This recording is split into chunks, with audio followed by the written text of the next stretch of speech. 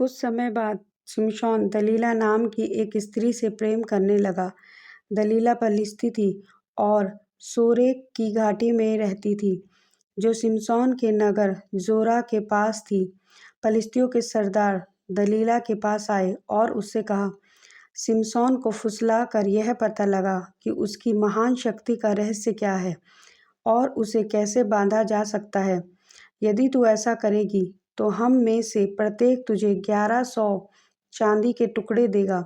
इसीलिए दलीला ने शिमशोन से पूछा, मुझे बता कि तेरी शक्ति का रहस्य क्या है और तुझे कैसे बांधा जा सकता है। शिमशोन ने कहा, यदि मुझे 7 नई धनुष की डोरियों से बांधा जाए तो मैं साधारण मनुष्य के समान निर्बल हो जाऊंगा। तब पलिश्तियों ने दलीला को 7 नई धनुष की डोरियां दी।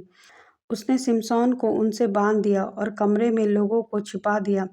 फिर वह चिल्लाई, शिमशोन, पलिश्ती तुझे पकड़ने आए हैं। पर शिमशोन ने डोरियों को ऐसे तोड़ डाला जैसे आग से जली हुई सन की डोरियां टूट जाती हैं। दलीला ने कहा, तू मुझसे झूठ बोलता है। अब सच सच बता कि तुझे कैसे बांधा जा सकता है।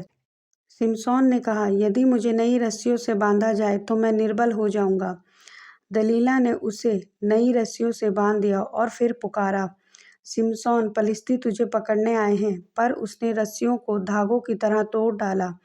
दलीला फिर बोली, अब तक तू मेरा मजाक बनाता रहा है, मुझे अपने बल का रहस्य बता। तब शिमशोन ने कहा, यदि मेरे सिर के 7 जूड़ों को करघे में गूंथ दिया जाए तो मैं निर्बल हो जाऊंगा।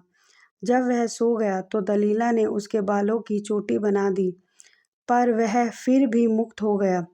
तब दलीला ने उसे बहुत तंग किया और प्रतिदिन दबाव डालती रही। अंत में शिमशोन का मन व्याकुल हो गया और उसने अपना पूरा भेद बता दिया। उसने कहा, मेरे सिर पर कभी उस्तरा नहीं चला, क्योंकि मैं जन्म से ही परमेश्वर का नाज़िर हूँ।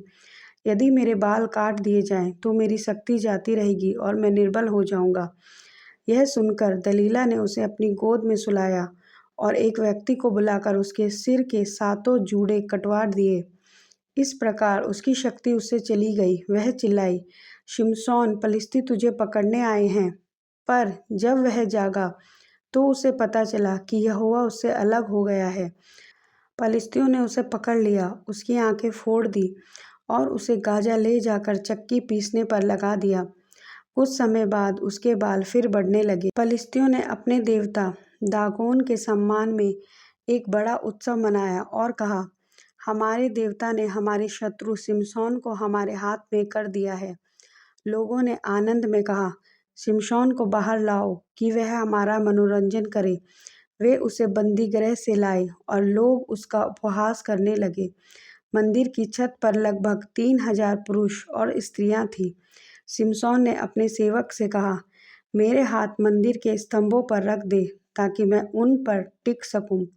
तब शिमशोन ने यहोवा से प्रार्थना की, हे प्रभु यहोवा, कृपया मुझे स्मरण कर और इस बार मुझे फिर से बल दे, ताकि मैं अपनी दोनों आंखों का बदला पलिश्तियों से ले सकूं।